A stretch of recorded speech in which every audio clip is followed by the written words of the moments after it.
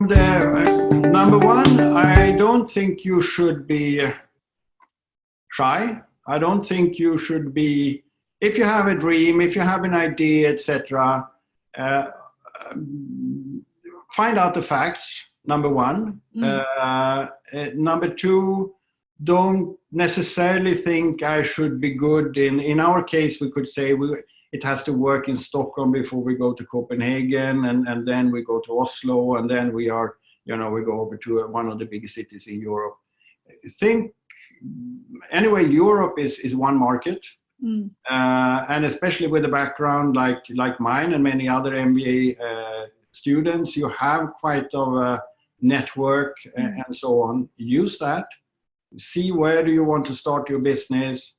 And a lot of younger people do that already. So, I mean, if I think it's Germany, I go to Berlin. If I think it's London, or UK, I go to London, etc. But the national borders are not super important. Try to see where is the sort of product market fit the best. And then, of course, the overriding thing, yes, you should do analysis.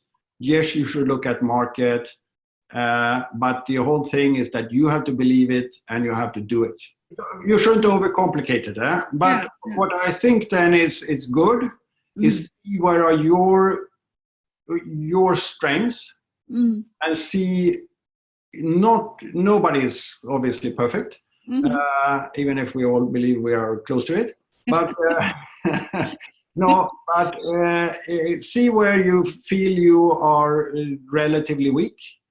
And instead of trying to learn everything, know everything yourself, etc., see who can complement me, what kind of skills do I need, how do I build a good team. In my case, as I said, is one thing for the success of the business, but the other thing is the trust or probability of your success and the trustworthiness of you when you try to raise money and Right. That's a good question. Would I be a chair or a sofa or a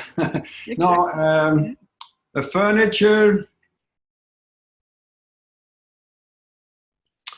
Can I be a plant? Yeah, it can be anything. Okay. I would more like to be a plant.